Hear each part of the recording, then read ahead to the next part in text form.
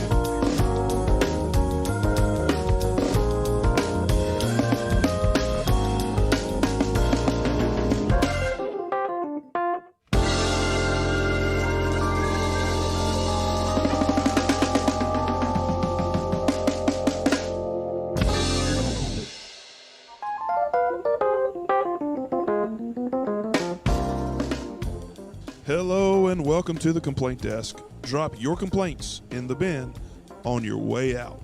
We're just two worship pastors discussing all things worship and church leadership. I'm Danny, I'm here with Doug, and we're here to help you navigate the life and ministry of a worship pastor. Thanks for joining us today. Now let's jump right in.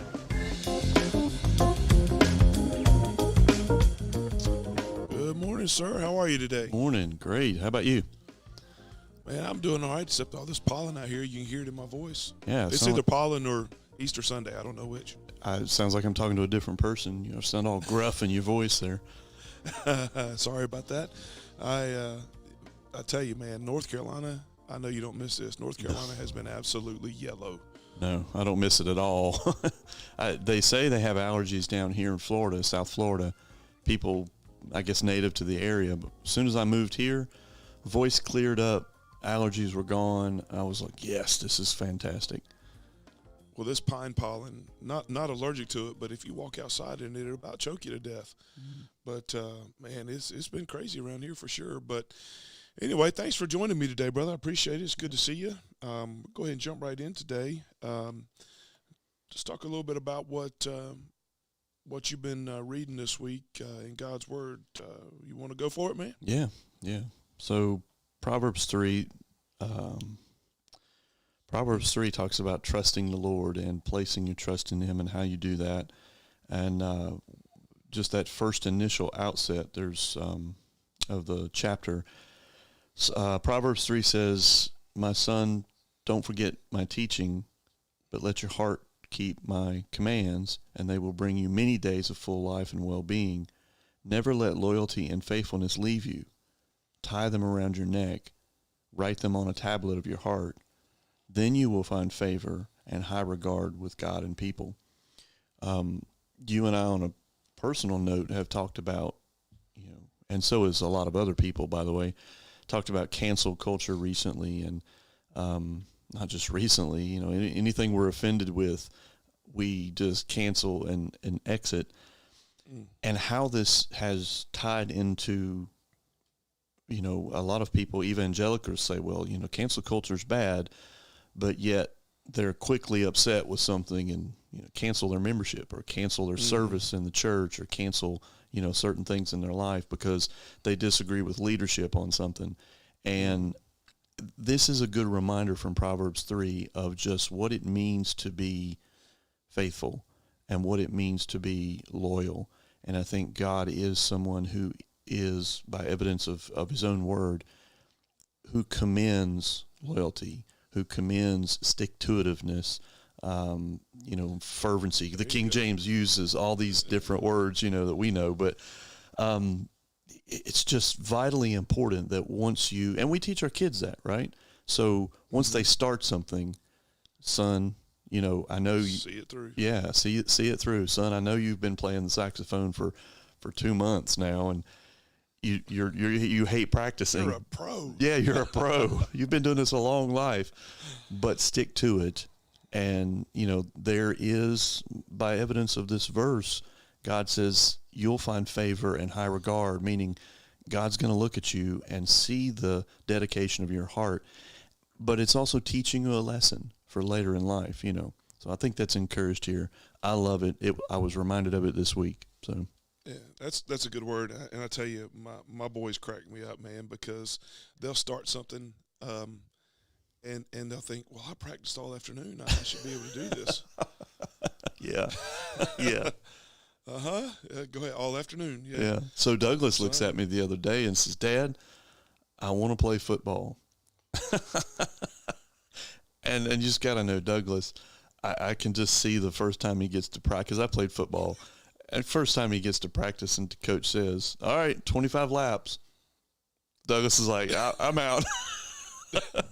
Dad, I want to quit football. I want to quit football. But I guess we all went through that. I was the same way. So it's funny, man. You think about when I think through all the practice time that I put in sitting on a piano bench. Oh, goodness. Yeah. My backside should be permanently flat as long as I've sat on these things. Yeah. But between practice rooms in college and of course, playing all growing up, and, I started playing for my church when I was 10. So, it's just one of those things, man, where, they don't realize, and maybe I was the same way, I don't know. I didn't mind playing. I didn't mind practicing. I really liked it. In fact, my parents would say they could hear, we had a Yamaha Clavinova back in the day, Ooh. and they could hear the keys. Mm-hmm. But I'd be playing with headphones on, so they couldn't hear what I was playing. But she said, click, click, yeah. Wake up to go to the bathroom at 11 o'clock. She said they could hear the keys. That's cool. So, I didn't mind it. But my boys are funny, man. They kill me. Dad, I've been playing this all afternoon. I should be able to do this. All afternoon. Let's quantify that. That's like a half hour. 30 minutes, maybe an hour if we're meaningful, and probably half of that was talking.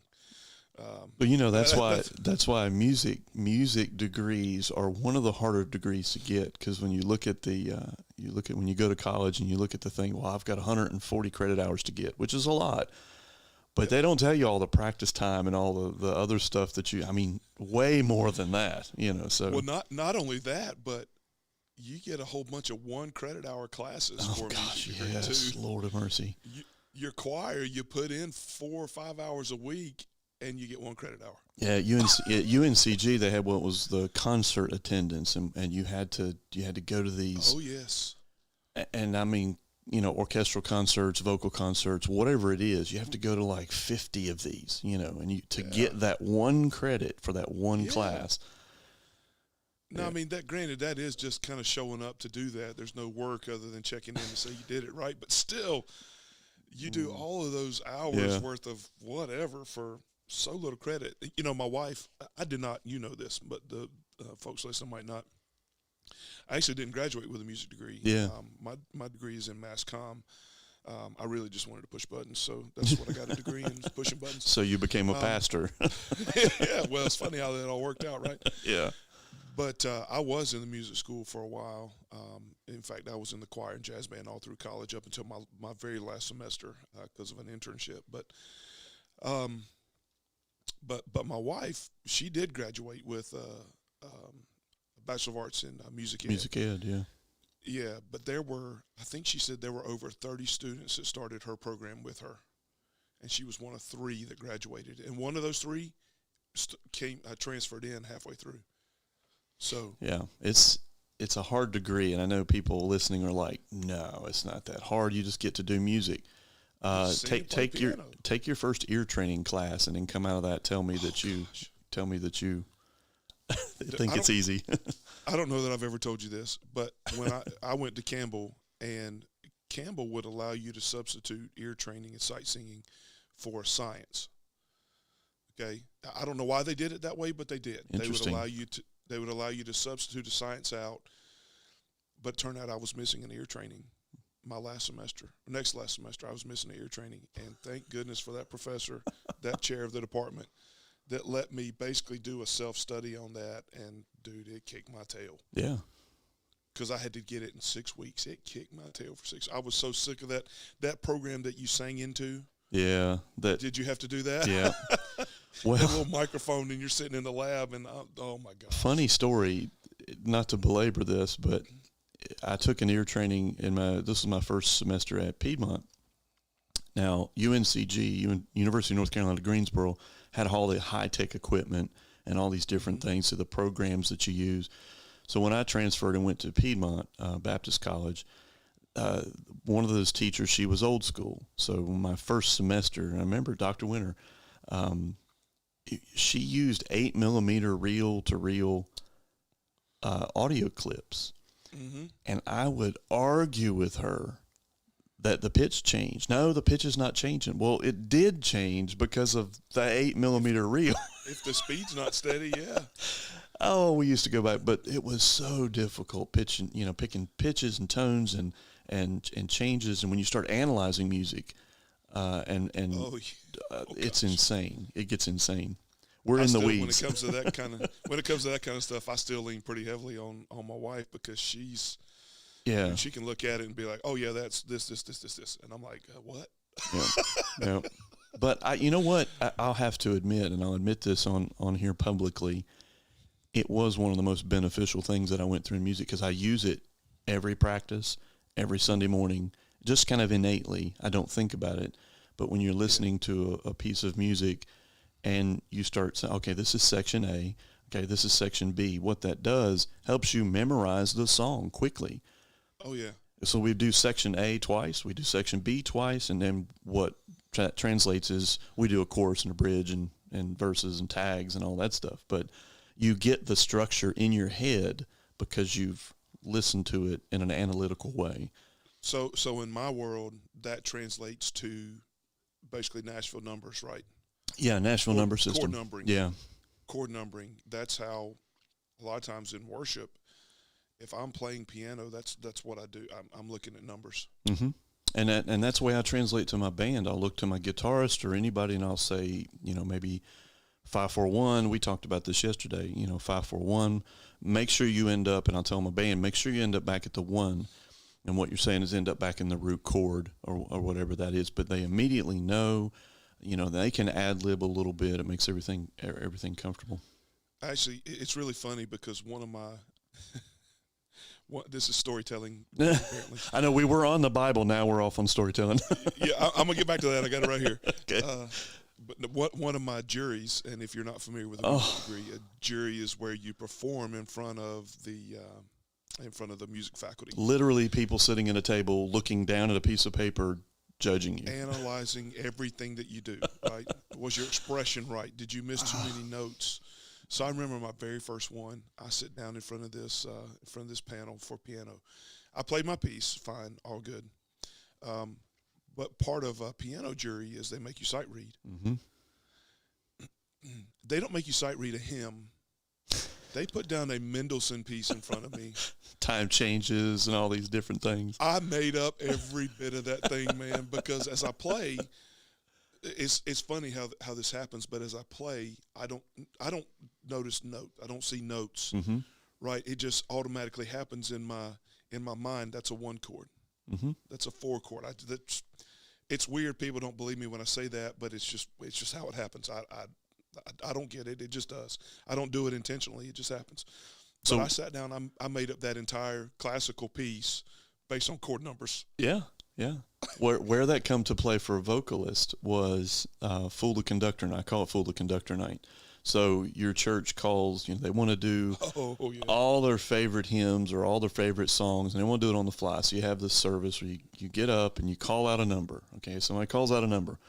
Well, and this is how I learned all the hymns in the hymn book, by the way. That's right. So Bessie Sue calls out hymn number 780, and you don't know it. You have no clue. So Never heard it in your life. But you can sight read it and lead it because I know how to count time, and I can sight read, and hymns are easier than like what you were saying. But you sight read it, and you sound interesting. You're a little tentative sometimes, but you can sight read it on the fly if you're good enough at it. Fun stuff, man. In the story, I did pass that jury. Good. I got marked down a little bit on sight reading because it wasn't real great, but I got through it. They recognized the song. Yeah. So, but yeah, it's funny. I mean, I'll just lay it out right now. If you're not working on those skills, Oh my goodness, if you're not looking at analyzing music, you will be a much better musician for it if you'll do it. Yeah. You just will. And you talked about those 8mm tapes, by the way. I was on the other side of that tape. I was learning to edit audio with those tapes. Oh gosh. Yeah. That's where Campbell was at that point when I was in school. We edit audio, with tape, razor blades, and Wow. chalk markers. Chalk markers, yeah. Wow. No, I never did that. We had to utilize them, which drove me nuts. So You lay that tape out on the razor block, you cut the thing at an angle, and then you cut out, you're rolling this thing back and forth and marking it, and if you don't get it right, tape it back together. You can only cut so much, because your tape loses integrity eventually, right? Well, and here's my son last night for his saxophone practice with an iPhone, doing his 10 minutes of practice for his teacher, sends it immediately to her. So that's where they're at. I know. My son does the same thing when he's playing trumpet and sax now. But when he's in school, they do the same thing. Mm-hmm. They record it on Google and send it right up to the teacher, and boom, good. He's all good. Yeah. That's funny. We old. People old. Oh, my gosh, stop it. So let me get us back to the Bible here. Yeah. I do want to share a little bit this morning. I was reading in Isaiah this week. I've moved on from Chronicles and all those things. That's where I was. But I'm into Isaiah now. This plan has me over in Isaiah. But starting out in Isaiah, he's talking about Judah and all the things that they've done, the wicked kings and all those things that they've had. And Isaiah is prophesying against Judah because of their wickedness. But this triggered a thought in my mind as I get down in chapter 1, verse 16. Let me start just so you can get an idea. I'll start a little bit before that. Verse 15, just kind of so you get a little bit of the judgment. He says, when you spread out your hands, I will hide my eyes from you. Even though you make many prayers, I will not listen. Your hands are full of blood. So that's context for you there. He says this, wash yourselves, make yourselves clean. Remove the evil of your deeds from before my eyes. Cease to do evil, learn to do good. Seek justice, correct oppression, bring justice to the fatherless, plead the widow's cause. And I got thinking about that, immediately, what I thought of? Micah 6:8, right? Yeah, help us love mercy, do justice, walk humbly with your God. And so it's my goal as I get through Isaiah, I'm going to kind of highlight all those same passages that kind of go along that same theme there of caring for those that are oppressed, caring for those that are, fatherless, the widows, thinking about all those things. But anyway, I just thought that was a good word. When it all comes down to it, make yourselves clean. Stop doing evil. Do the things that God's called you to do. seek justice, correct as much wrong as you can correct, and plead for justice, right? Yeah, So don't be afraid to correct wrong or correct evil, or don't stand up for what's right. stand up for what's right. And we have a culture in the society today, I would say in our evangelical circles, that will say sometimes, oh, well, that's just, you're talking social gospel, you're talking this and that. God is a God of justice. It's clearly outlined that he is for the oppressed. He is attentive and inclines his ear to the hurting and the less fortunate, the discriminated. And of course, we got racial issues and tensions and things that have always been there, to be honest, but they seem to be magnified a whole lot more lately in the last several years. God is intently wanting his people to step into that as well and stand up for what's right. So good word, man. Well, you know me. I mean, I'm not the social gospel kind of guy, but neither am I. Bottom line is there is a social aspect to it, though. I mean, because the gospel inherently cares about others, right? Love the Lord your God with all your heart, mind, soul, and the second commandment's like it: love your neighbor as yourself. So there is the social aspect, whether you like it or not. And I'm not saying that necessarily is the sole focus, but you can't eliminate it, right? The number one, you said it. Number one, love God with all your heart, mind, soul, strength. Number two, loving others. How do we love them, and how do we love them well? Well, they both flow from each other. So you like yourself, right? Ooh, yeah. You want to riff for that for another 30 minutes? No, probably not. Probably not. We need to not make a habit of that. Yeah, I guess. yeah. Although we are just talking scripture. Yeah.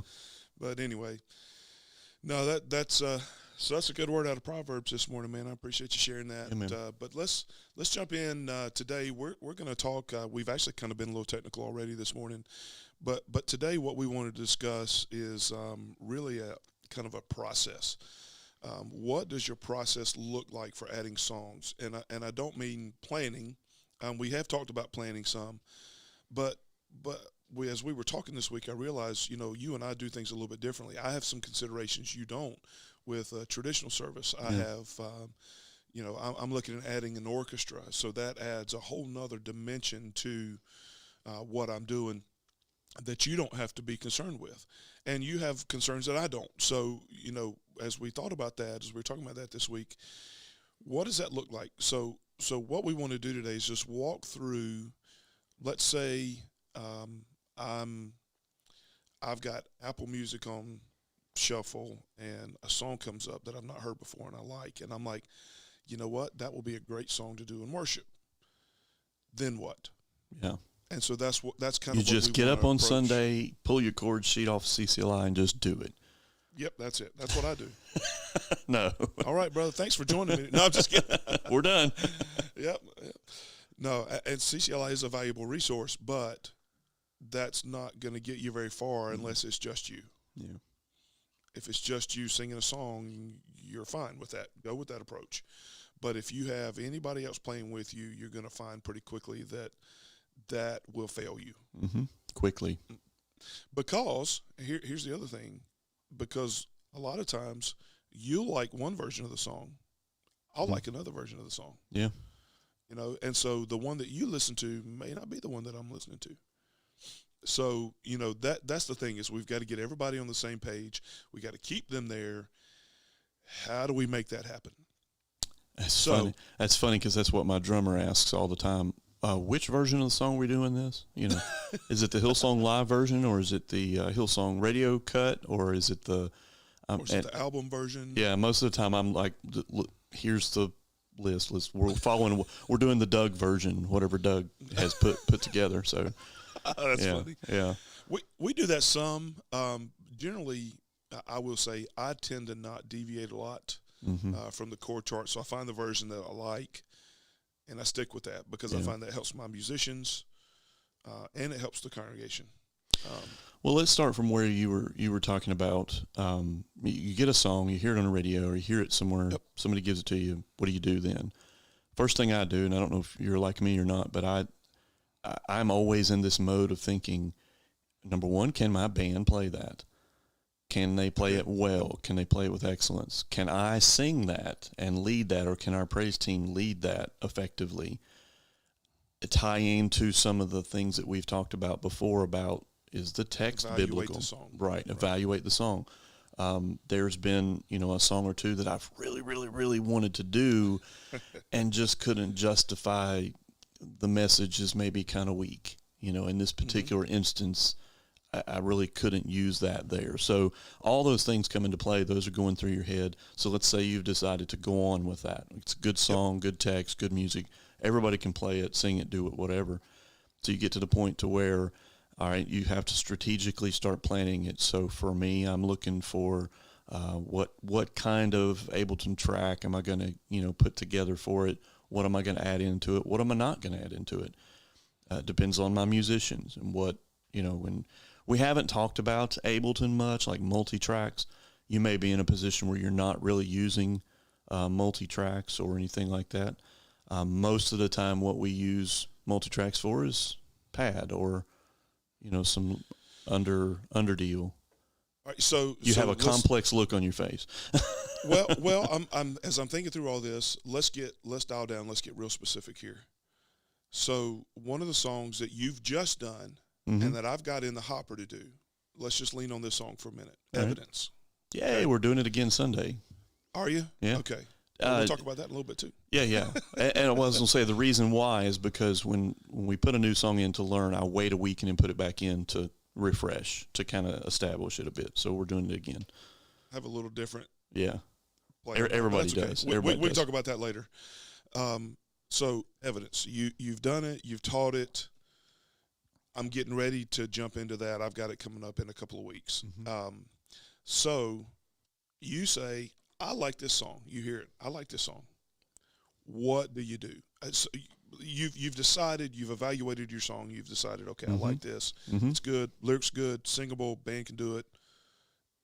Then what? What is your next step? What do you do from there? Well, obviously, where can I apply it?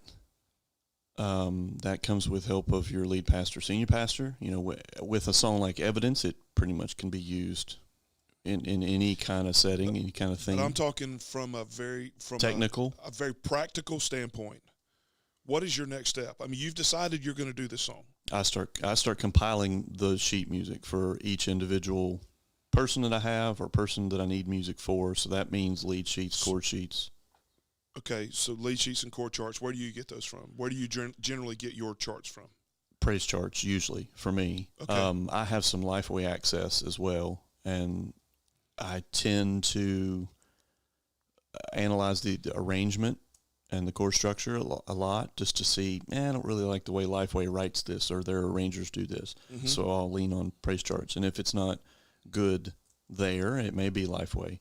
It may be, back in the day, we used to have the books of, was it More Praise and Worship books? More songs for praise and worship? Yeah, more songs, version 1 through 8, 9, 10, whatever they're at now. They were on 8. They may be at 9. I haven't bought one in a while. It seems through the years that they've gotten less and less number of songs in the pack, and there's logistics why, but sometimes their versions of things are better if you have access to those. Praise charts is kind of where I go a lot, just because they have everything put together really easily. Now that costs money, of course, if you're in a church that you can do that with. If you don't have access to those things, if you're playing in a band setting, you can practice well with, your chord sheets, and CCLI provides lead sheets, but not generally good sometimes. They do, yeah. And it's very basic. Where do you go most of the time? So generally, so I actually have 2 different workflows because I have 2 very different services, right? Yeah. So for my contemporary worship service, I'm generally going to go to praise charts as well. Now, I'll lay out a couple of others for those of you listening who may not be familiar. Certainly CCLI. If you're leading worship, you better have a CCLI account, because if you don't, you're not legal. If you're putting any words or any charts out at all, you're not legal. Yeah, now be specific about that because CCLI has a lot of different tiers of things. So the first tier would be legalizing the use of the lyrics. Of lyrics, And yes. then there's a song select that goes on top of that Right. that provides you the chord sheets and the stuff Yep. like that. Doesn't the basic CCLI give you a chord chart? Yeah, it might. Yeah, it doesn't provide you think- with anything else though. You don't get anything else, but I think you do get a chord. And I could be wrong on that. It's been a long time since I've looked into those levels because we automatically have we just have to go for a different Yeah, one of the higher levels. I don't even remember what we have. yeah. And let's be Premium, clear: maybe. if you are doing the music, you have to have CCLI license. Period. You have to have a CCLI license, an Right. account, and all those things. Right. And that's one that we probably need to talk about at some point is copyright stuff. But because that is a ball of wax, man. In fact, I'm in my CCLI reporting period right now. It just started Yeah. last week. So my 6 months are in. I will be reporting through October. But anyway, so I will go to praise charts generally for so evidence. When in fact you sent it to me, I listened to that and I sat on it for a little while and listened to it. I finally said, okay, I like this one. So the first thing that I do before I even get the chart is I'll actually go into Planning Center and I'll put my Add that. basic music in there, right? Right. My put the CCLI info in there, and then it'll populate all the important stuff. So from there, I will go. Are there different versions of it? You know, who else has done it? I think it's Josh Baldwin. Is that right? Josh Baldwin connected, and he was guitar player, Bethel. singer with Bethel, yeah, and Yeah. he's doing his own solo kind of career now. So Yeah, that seems to be the general flow of things for them. But anyway, so you know, is somebody else doing it? Is there a version I like better? Like for instance, we did Rattle on Sunday. We talked about that last week. yeah, I I do want to didn't- talk about this. I didn't use the Elevation version. I used the Zach Yeah. Williams version Right. because I actually like the chart better in that version than I do the Elevation version. But so I settle on which version I want. Then I go, okay, what does Praise Charts have? And before I ever buy it, before I go and spend those almighty credits on lead sheets and chord charts and stuff, the next thing I do is I go to Multitracks and I see what they've got. Yeah. Do they have the matching tracks? Because that's So- if you're using multi-tracks, that's important. I learned this lesson early on. You want your multi-track to match the version, because nowadays most of these songs there's like 9 different versions, and there's acoustic version. There's all this different. So you have to make sure those match, so you're not spending extra time putting things together. Now, So if you're just using practically pad, though, you're all right. But Yeah, you'll be fine for that. But practically for me, so here, look, I was new to click tracks, Yeah. all that stuff when I stepped into this role here 6 months ago. At my previous ministry, I didn't need them. I had the same folks every week, and I had a couple of backup switches that I could make if somebody was out. Not a big deal. I had an awesome group there. Not that I don't have it here, but we had just played together for so long over Yeah. there that it just you're just kinda established. happened, you know? Established, yeah. So over here, what I've done is I've started leaning on multi-tracks, especially through COVID, because you don't know when you're going to get that call at 7 o'clock Sunday morning. I just got my test results back last night, and I'm positive for COVID. Right? Yeah, my tech So- director had that happen. Oh yeah. So I've had a number of folks that I Yeah. play with regularly have had it, and multi-tracks has saved me because all I do is turn on. Let's just say I turn on drums that day because my drummer's sick or whatever. Or my bass is sick. I just turn on bass. Yeah. And it's Well, now- not the same, but it gets me through. Well, let's get into the weeds with what is multi-tracks? For some who's listening, they're listening to this going, wait a minute, multi-tracks, what are you talking about? Okay, so multi-tracks, let me give you an analogy. Back in the, 80s, 90s, 2000s even, when you wanted to do a song in worship as a soloist, oftentimes what you did is you went and you bought a track, right? And that was either the group's arrangement or somebody replicating that group's arrangement. And it had everything you needed in it but the singer. it would even have background vocals in it. A lot of times you could choose to use them or not. Sometimes they didn't sound good, on like Most the of low the version or time, they high didn't sound version. good. If you sang anything but the original, they often didn't sound right. Right. But so basically what you were doing is you were filling in the gap of every other instrument, and in cases even the background singers, and you were the lead singer at that point. So multi-tracks is actually a very similar kind of thing. So what you get are stems. They're called stems, and on one stem you'll have at the top one of the things you'll have will be your click track that gives you, it's like a metronome. If you're not familiar with a click track. The metronome. Click track. It's a metronome.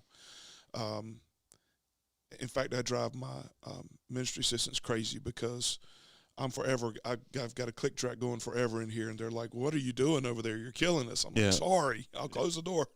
That's what my ladies are like. They're like, "Doug's back there clicking again." Yeah, that's funny. But you get a click track, you'll get a guide track, which is actually quite helpful. That'll say super chorus, helpful, super verse helpful. 1, intro, whatever. She'll count things off. And these are things that count things off. your band is hearing that the congregation does not hear, right? If you, depending on how you have your monitoring Right, set up. exactly. Yes, those should never go out to the Right. house. But and so you also have your acoustic guitar. You have your drums. You have sometimes you have an auxiliary percussion track. You'll have a pad track, a piano track, a bass track. Sometimes on some of these you'll have a sub bass track, so you get that. I love the sub bass track. Rumble. I know I do too. But a lot of times that is so beefy in the mix that it drowns out the bass. So a lot of times I end up turning it off because I don't want my bass players to feel unwanted, right? I want them to play. No, mine would feel like, wow, I sound great. But in the case of Elevation or Bethel, you'll have electric guitar 1, electric guitar 2, electric guitar 3, electric guitar 4, electric guitar 5, electric guitar 6, and so on. And on the track, it only plays in one spot. Yeah. Yeah, it's funny how they do that, but they're trying to get the different sounds. But still, so that's what a multi-track is. And then what you do is you'll put that in some software, depending on how you run things. I run it in Ableton, and I have a certain number. So I group things certain ways, right? So I'll take all my auxiliary stuff, the stuff that's probably not getting played. So the pad, a lot of cases an auxiliary percussion, maybe a banjo part. Some of these songs do. The Rattle had a banjo part. It does. Mandolin, synth. So those kinds of tracks, I'll group them all together, and then I'll dump everything out on its own track. And here's my order. I go click and guide in one. I'll put my loop or the auxiliary stuff, right? I'll put that next. And then I run drums, keyboard or piano, bass, electric, acoustic. That's the order that mine always goes in. And the reason I do that is because what we do is I send those tracks out individually. I use a device called a Focusrite Scarlett, and I send those tracks out. I've got 8 channels that I can use on mine the way I've got it configured. And what I do is I'm sending bass down one channel, but that's also the same channel that my bass player is playing down. So if they're not there, I click a button, turn that track on, and levels there's your are the bass. same. Yeah. And the Avioms in the house, it's all mixed the same. We've matched the levels as closely as we can anyway. Sometimes we make adjustments, but so that's what I do. So if somebody calls me and says, "Hey, I'm not going to be there. I'm sick. I've just tested positive." Keys, boom, turn them on. Good to go. Yep. Acoustic Now, guitar, sometimes I'll play acoustic. Yeah. I was going to say, that's the sometimes you case. don't want to use, like I've experienced, I do have the drum track, and if my drummer's not there, I can do it in a pinch. But to the room, it's real obvious that there's no drummer, and they're like, what's going on? And it doesn't quite sound the same, so you got to be really wise in how you use it and careful in how you use it. But all in all, for me, the most important parts of the multi-track is the click and cue. I've gotten our band really used to using it, and we just about can't do it without, They didn't like the cue the first time. They're like, our guys didn't either. And now they're like, I didn't hear it. Did she say something? Yeah. Well, and in my band to look at me now with, what we go through, it helps in practice because you got that cue in your ear saying, and you time it a measure ahead, verse 2, 3, 4, and then you're in the verse. So what that does, it eliminates all the having to writing things down and the hand cues and all those different things in practice, you can just get to the music portion of it. Now there's still some things you got to do, but in a pinch, I can put a track in and they know exactly where to go at any given time. And on Elevation's level, like we talked about Elevation, on their level, they have an active system like that, but they also have an active person talking to their band in their ear from the music director. Yeah, during MD. Yeah, so he's telling you, all right, and they do things a little bit more on the fly. All right, this is coming up 5, 4, 3, 2, 1, and here we are. It's like a production set. So, well, obviously we're not to that level. We're using mostly always click and cue, and then some pad. If my bass player's out, I've got a bass track that I can run. And I know you were in a pinch one week because a couple people called out. So you had those tracks available, and it was good to go. So, but that's just an overview of what all that is. I don't like running with the drum track, but in a pinch, my people understand. I mean, you know what? It helps to fill it out, so we do it. Yeah. So I put my chart. I put my song in Planning Center, or maybe you use worshipplanning.com or something like that. I use Planning Center. So I put my song in Planning Center. I go make sure that I can match up my charts between praise charts, or if I choose Lifeway Worship, sometimes those are decent charts. Yeah, but generally the praise chart's going to line up perfectly with the multi-track generally. So as long as those match, I download what I need. And for a band, I'm generally getting I get a piano part, I get the lead sheet, and I get the chord chart for my band. That's what I'm doing here. Right. Now, are you playing piano, or who's playing piano for you? No, I'm not playing piano. Well, I play some. Yeah, okay. I play at the end of the service, but no, I have a lady that generally plays for the worship sets.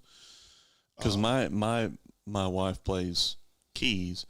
I've gotten to the point now where I'm not even printing the piano. It's just lead sheets and chord sheets now. Well, she wants the piano part, and I give her the piano part because there are the intro and the interludes and the things like that you need the piano for. The piano parts are gonna be kind of consolidated tracks, right? They're gonna have some of the lead parts in there. If one's not super solid, right, then she can see that and she can help bolster that, right? So she likes the piano part. I like for her to have the piano part. She's good with that. So I do that. I use lead sheets. My wife will use lead sheets because she sings with us. She'll fill in on instruments sometimes, but she'll use the lead sheets. But most of my band actually uses chord charts. Dude, I've got two. I told you this yesterday. I've got two guys that virtually just memorize their music before they get there. Yeah, and they know the song sets that we have. We have 200, 300 songs or whatever, and they know most of them, but they'll memorize week to week, which is just as long awesome. as I got a set list, man. Yeah, as long as I got it going. So if it wasn't for words, I could do that. Yeah. If I was just playing piano, I could make that work. Yeah. But it's words are my killer, man. There's so many songs between the two services that I do. Yeah. There's just no way. I'd never make it. Even the hymns I've sung my whole life, first and last verse, fine. I might occasionally get a second verse, but if there's a third verse, because you know how it is, man, Baptist, we never sing third verse. No. So I probably don't know the third verse. For the traditional service, it's called a stanza. Stanza. There's still verses for me, but all right. I didn't mean to cut you off. So you're at that Pro Presenter, multi-tracks, and Pro Presenter. That's another application. Planning Center. Yeah, Planning Center, multi-tracks, and so far I'm pretty much about the same with you. And so I take if you're familiar with praise charts, generally they will give you, so your chord chart you can get in any key. Mm-hmm. Your lead sheet and piano parts, they're going to come in certain keys. And of the three, your piano part will be the most limited on the number of keys.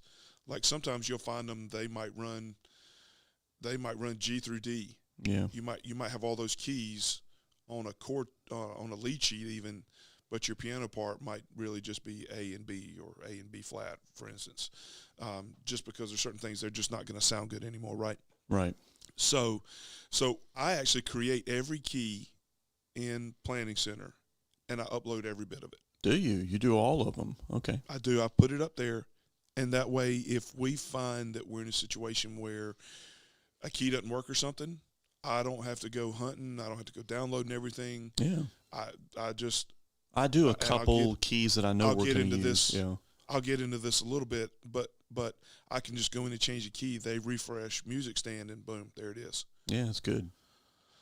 So that's why I do that. Now I don't load from multi-tracks. I don't upload every key that I can possibly spit out with that. I don't do all that. But for charts, I upload everything. Okay. And that way I have them.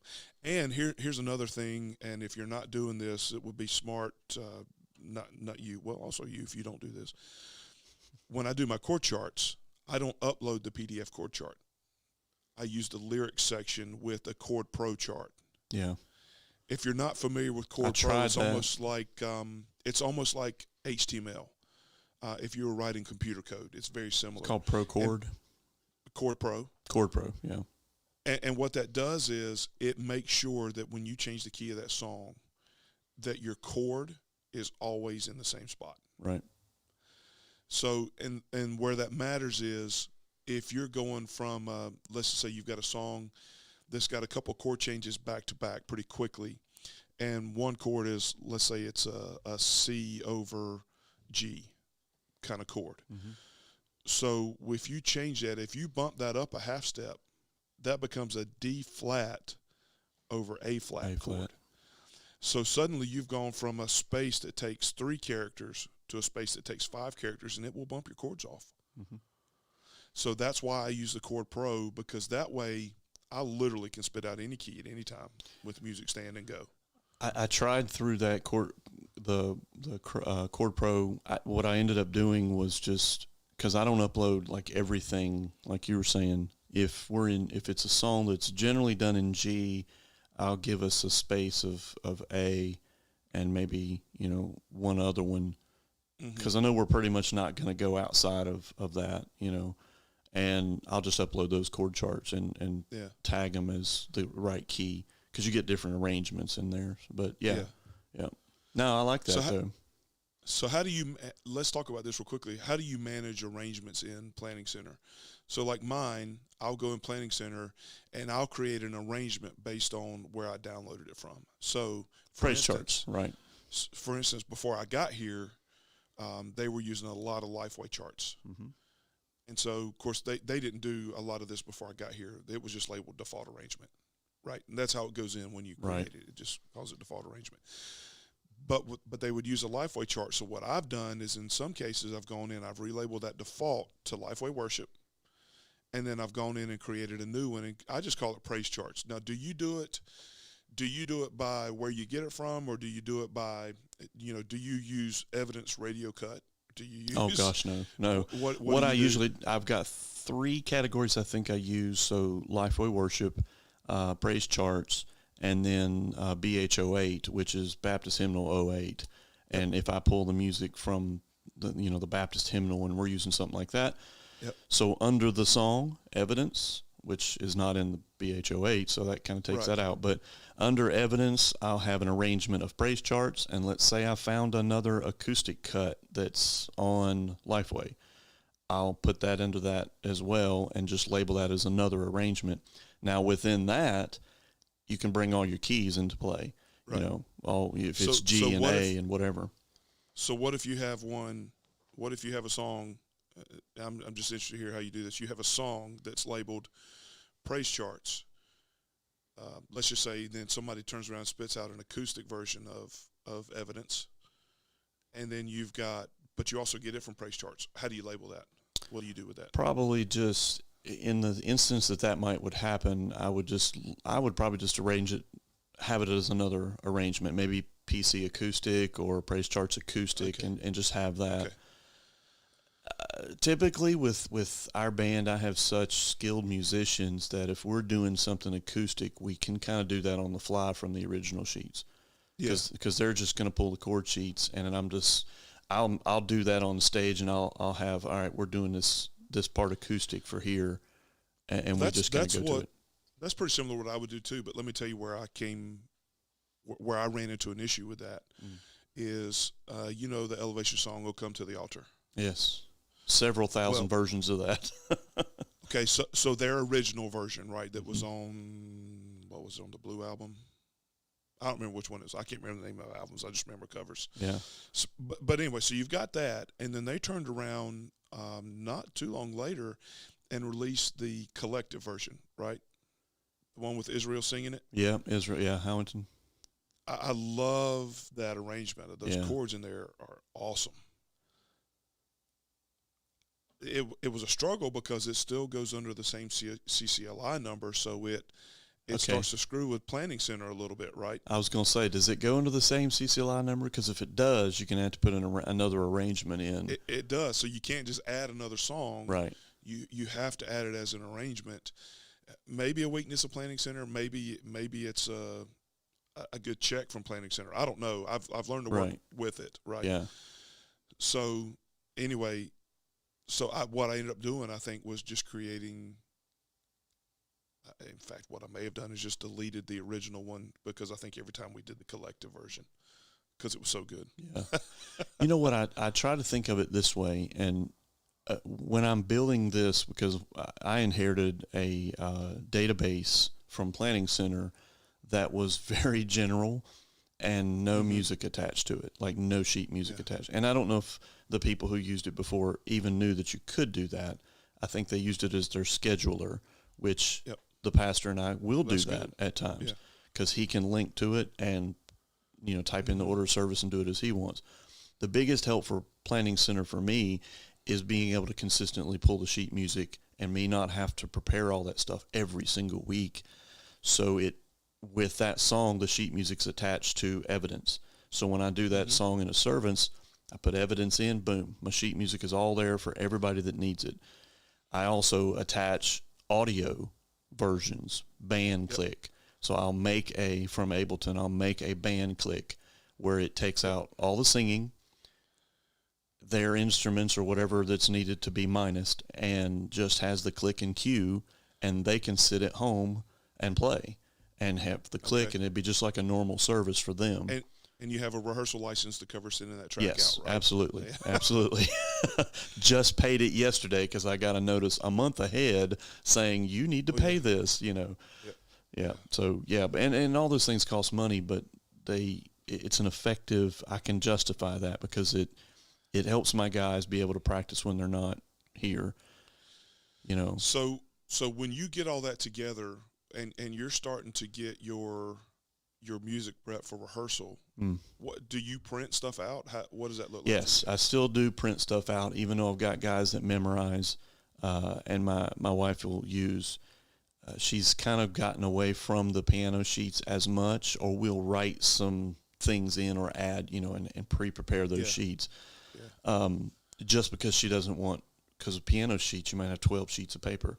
And you'll see my wife on Sunday flipping papers, just like flying everywhere. So she likes a lead sheet where it can come down to 3 pages, Okay. I would like to get us to iPads where we could do that and not have to kill thousands of trees. But for Sunday morning, I'll print the booklet of music. Okay. I'll 3-hole punch it on both sides so everybody can put it in their books, and they use it as they need to use it. See, that's what I did at my previous church. Yeah. I assembled packets for everybody. Yep. And I've got it to where it's an easy system. I don't have to spend so much time doing all that. What does it take you, an hour to get all that knocked out? Oh, yeah. Print it and lay it out right. Yeah, I remember the first couple of times I started putting that stuff together, I spent like a day. You start to build a system pretty quick. Yeah, you do. You learn what works and what doesn't work, and you can get it knocked out in an hour and a half, maybe, if you've got a complicated set, right? So, but what we do here now is, with COVID, I didn't really want to be handing out a bunch of papers and all that kind of stuff. I wanted something we could take. And I know I keep hammering that, but really that has been the driver of a lot of things that we've done. Yeah, it just has. I have maybe failed in that. Make some changes, but one of the things that we did was back over Christmas when iPad Pros went on sale. Yeah, I bought a couple of them, And so some of my folks my singers don't use them as much, but the guitars, the keys, all those folks now, they're all using iPads. And so we pay the little extra for the music stand app. They go in, they refresh it, everything pops up. They can select which chart they want, which chord chart they want. They can, that's helpful, man. capo, they can choose whether they want it capoed or not. There are all kinds of things that they can do. Do you disinfect the iPads every week? No, and the reason I don't is because they sit there. Surface transmission has been fairly low, apparently. Yeah. Unless, of course, you lick your hand and stick it. Well, you can lick your fingers to do whatever, and then people have a habit of doing that. Hopefully, you're not licking your fingers to turn pages on the iPad. Okay. Well, in that sense, when I print the music, I make sure it sits in the sanctuary for a couple days, so everything dies. Yeah, but so those are sitting there. Yeah. I mean, outside of maybe 3 hours a week. Yeah, they're sitting there untouched. So I do clean them, but I don't disinfect them every week. I just I try to keep screens clean and things like that. So right. You're not looking through a bunch of fingerprints or light glare. Because light will mess up your view on some of those. Yeah, big time. So that's what we do. And so from there, man, it's simple. They pull up their chart. And I can say, the great thing about Music Stand is I can say, okay, we're going to cut these 4 measures, and they can make a note, and then every time they log into Music Stand, their note will be there. It's right there. Yeah. Everybody makes their own notes, and every time they pull it up, it'll be there until they change it. That's great. I'd like to move to iPads at some point in time. We had talked about that. I'm going to need to get a couple more this year, I think. Yeah, but and on a smaller level, if you're not able to do iPads and things like that, I mean, I've got a personal iPad that I use every single Sunday. I use my own. Yeah, I use my own, and I've talked to pastors who use their own to preach from. A lot of pastors still like to use the paper and things like that.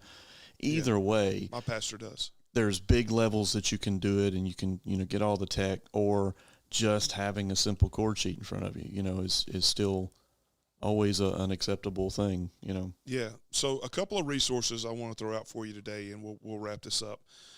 So for your service management, I mean, you probably need to be looking at something like Planning Center. Worship Planning is another one that's out there. Lifeway also does their lifewayworship.com.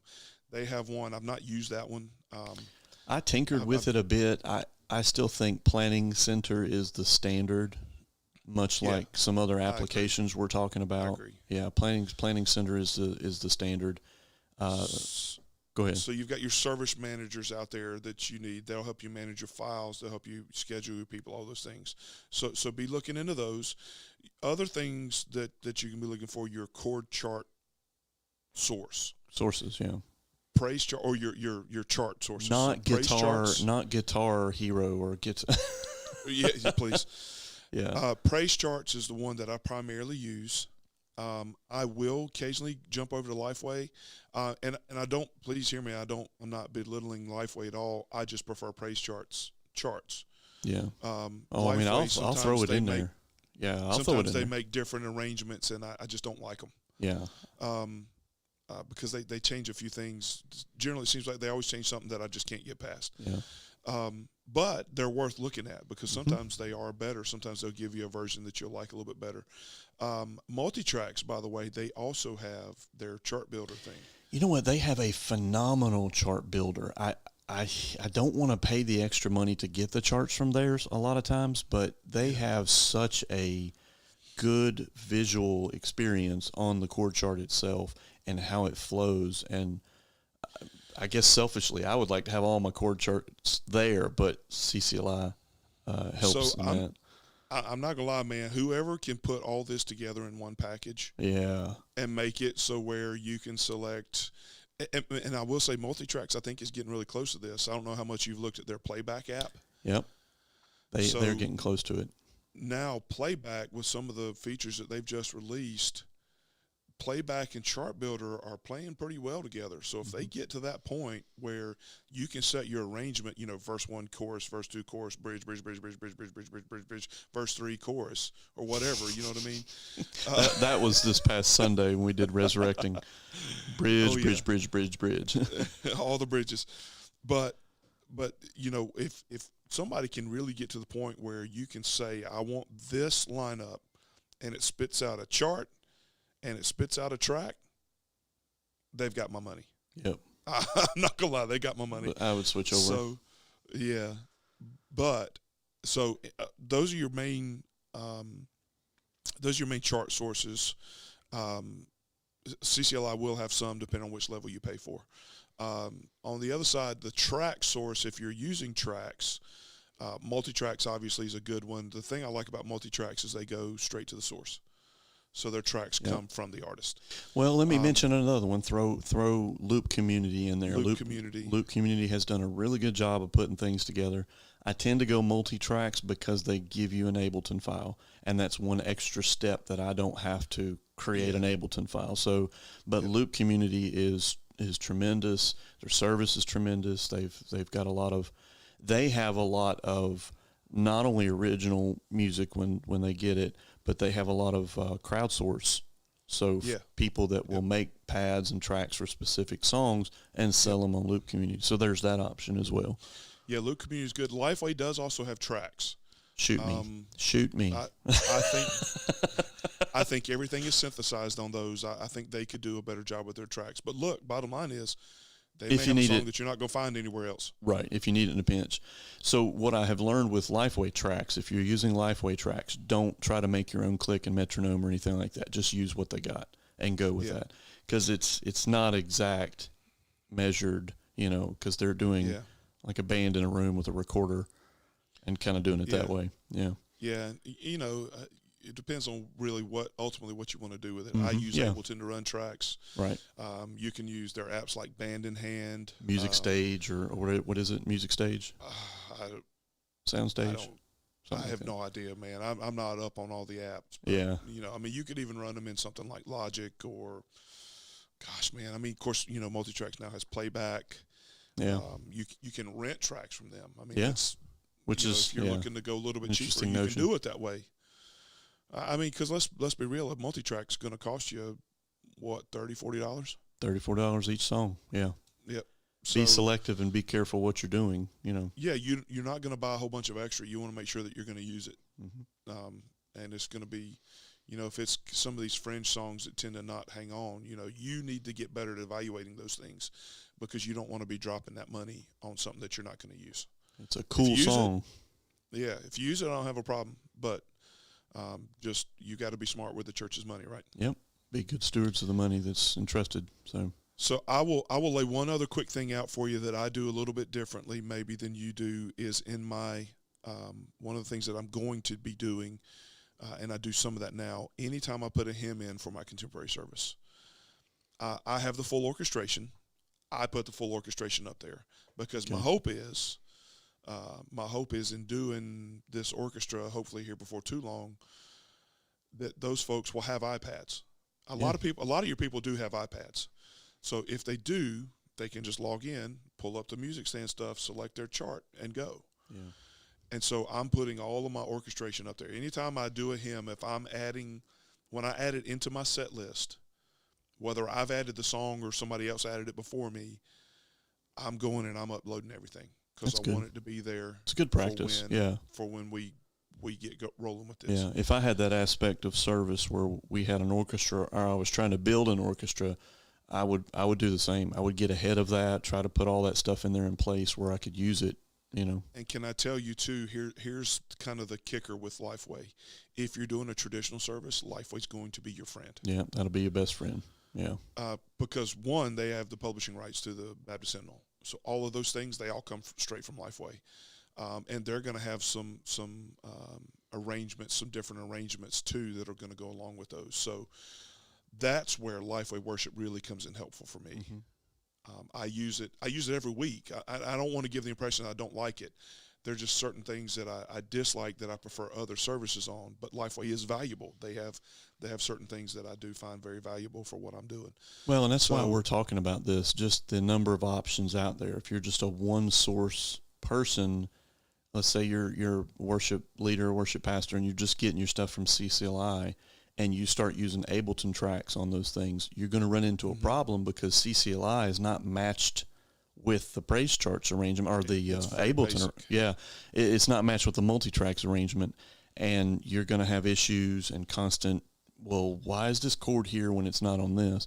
So that's why we're throwing these options out there and kind of linking this together. So. Well, I think you've got to determine what your process is going to be based on what you're looking to do in a service, right? Because I have two different processes. Ooh, processes. Processes. Whatever that word is, I actually have two different workflows that I do. Right. Because my contemporary service does not look like my traditional service, so I have to do things a little bit differently to make those work. So, and then of course, I will throw this out there on a very basic level. If you're doing a choir, subscribe to the choral clubs. Yeah. They're not expensive. Benson. And most of them, get the red box from Lifeway. That's a really good one. Lifeway. Praise Gathering. Brentwood Benson. Yeah, Brentwood Benson. Well, I don't know if you've Word, Brentwood, and Lifeway. I don't know if you've noticed, but Praise Charts is starting to have a larger section of choral arrangements, which is so beneficial, because if we're doing evidence and I've got the Praise Charts arrangement and I've got the multi-track that matches that, and they pop off with a choral arrangement of that, such an easy transition. I can just take that music, download it, get it in its right place, train my choir, and then there I am. So I don't have to change our music arrangements, So that is helpful. But if you've got a choir, hit those subscription services up. Most of them will give you a voucher that's valid that year. You'll make your money back if you buy something. And you'll have the little guy that will call you and say, "Hey, Brother Doug." I've got one that calls me from Brentwood Benson. Calls me Brother Doug. Yeah, I haven't heard from you in a while. Just want to see it. And it's good customer service is what we're talking about. So. Yeah, they do a really good job of looking out for you. And they'll make sure, by the way, that if you do place an order that you're using those vouchers if you've got them. So you use those because, they're $70 to $100 per year per. They are expensive. Right? So, let's say you do three of them, $300 in the grand scheme of things that you will get back in music if you buy something. There are worse deals out there, right? Yeah. So just keep those in mind. If there's anything else that you have questions about with this stuff, I've been digging into it a long time. Now, not as long on the tracks, but I've got a pretty good handle on what's happening there. So shoot us a note. I think I got you on the tracks, didn't I? You came to a point to where you started needing them, and that got you to looking at them. But when I came to First Baptist 4 years ago, I had a full band ready to go, and what prompted me into it was we had a drummer that could be there sometimes and couldn't be there other times, and our metronome was in the drum cage. So I was what do we do? I got to get I got a metronome out of there. So then I started, I need a click and a cue that can be controlled easily, that all the band can hear. And then I started on, roughly 3.5 years ago on the Ableton and multi-tracks and things like that. It's been wonderful. So yeah, you definitely were a huge help in that, because when I came here, they were already halfway there. They were using click tracks for everything. Yeah. But when they first shut down for COVID, they went to the Band in Hand. Oh yeah, I've never used that. That they used that because the Lifeway tracks imported easily into it. So that's why they did that. But they were already using ClickTrack even before that. They had Click to keep everybody together, which, man, I was nervous as I could be that first Sunday I came here, because we never played with a ClickTrack. It wasn't something that I really needed. Oh, we had some crashes now because here's the problem with the metronome and the click and the Ableton and the multi-tracks and all that stuff. If you get off, it's over. You need to have, especially with tracks. Yeah, because you'll never catch up. You got to rehearse. You got to have that in place, and you have to have a fail-safe plan that if, let's say you do get off, let's say your drummer, your singers are so exuberant that you get ahead of the click and it's crazy, have your keyboardist, have your drummer, whoever's running Ableton, be there to turn it off, and then you just got to freestyle it from there. But hopefully it won't be too much of a, let's stop and do this over. Don't do that, or try not to do that. That's only really noticeable, honestly, if you're using tracks to fill in positions like I've done. Right. then everything I stops. mean, Yeah. they might notice that something sounds a little bit different otherwise, but Right. you know, with me, if I'm using it to fill in a gap, they're like, "Oh, the drums just quit. What happened?" Or Yeah. you know, where'd the guitar go? By the way, there's no drummer in the room. How are we getting drums? Yeah, people have asked me that sometimes. Yeah, I actually have had that question a couple of times, but I've just I've laid out the plan. Hey, you know what? Just I could worship. be dealing with somebody calling out at any time, so this Yeah. is what we do to fill it in. So Well, let's make sure to hit because let's make sure to hit what you're doing for Sunday. I'm always interested to hear what you're doing in both your services. all right, go for it. You start us off this All right, so this Sunday, like I say, we're putting evidence back in. The way I do new songs for our folks, they need to hear it, and anybody multiple times. So instead of doing a week to week to week to week, and that gets old, I'll put a new song in, wait a week, and then the following week I'll put it back in. Then 2 weeks later, I'll maybe put it back in again, and then it's in our set, or it's in our list. So for Sunday, evidence, and we also have Only a Holy God, City of Okay. Light. Love, love, love that song. That's a good one. Good old Carrie Job. If I mention Carrie Job, what do you think I'm going to say? Good old oldie. It's either "Oh the Blood" or "Revelation Song." I love All the Blood, by the way. Revelation Song only has, 4 chords in it? Oh yeah. Revelation Song, and then we're doing In Christ Alone Okay. to finish the service. Okay. So There you go. Get your little Getty in there. That's right. too new and too old. So we've got we're starting our contemporary service. We'll start with "Glorious Day." "Your Love Awakens Me." What's his name? Phil Wickham. Phil Wickham. "All My Hope." Yeah, we're going a little gospel on folks. All my hope. That's David Crowder, right? Yeah. And "There's a King," Elevation, the one with the flugelhorn. Oh yeah, I love that song. I wish I had a flugelhorn player so I didn't have to use that track. That'd be awesome. And then we'll end the service at the end. We're doing "Jesus Paid It All." We're just going to do a little light hymn work there at the end, get a couple verses of that, and then we'll do "His Mercy Is More." So I'm on a mission, if you will, to shift a little bit of my singing to the back end, a little more to the back end. Nice. So that it's not, 4 or 5 songs up front, a portion of a song at the end. Right. I'm trying to get my handful of songs up front, shift it to where I've got a handful of songs at the back. Because look, worship, you've got the response. So not only is it a preparation kind of thing as we get ready to hear God's word, as we encounter Him in worship together, but you also have a response aspect to that, and I don't want to neglect that. And so I'm trying to make some of these shifts now to see how I can get all that. That's work awesome. Yeah.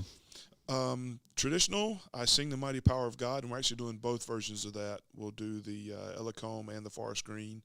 I'm gonna mix it up on them a little bit, see how that goes. What a Friend We Have in Jesus. I'm actually doing a little solo this week. We'll go a little bluesy on them. Take My Hand, Precious Lord, take my hand. And then I'll finish that setup with I Need Thee Every Hour right before the message. Nice. We're just doing a couple verses of that, just kind of as I come out of Take My Hand, Precious Lord. I won't even stand them up for that one. Probably we'll just do a verse and a chorus and let them sing it right before we talk about prayer, because that's what we're doing this Good week. stuff, man. So that's what I've got coming, and I'm looking forward to Sunday. Sir, thank you for being here with me today. For those of you that are joining, whether you're listening live online right now or whether you will be listening later, we certainly appreciate you tuning in.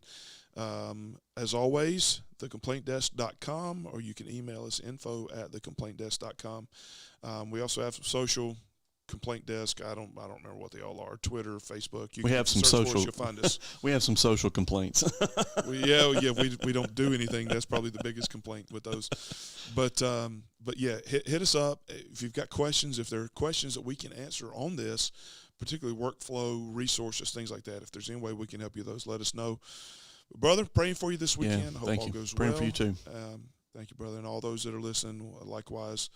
Wherever you're leading, we're praying that God's Spirit moves, and that you and the people that you're leading really do encounter a movement of the Spirit this week. But praying that all goes well for all of you this weekend. Thank you so much for tuning in. We look forward to seeing you next week. Y'all have a great, great day.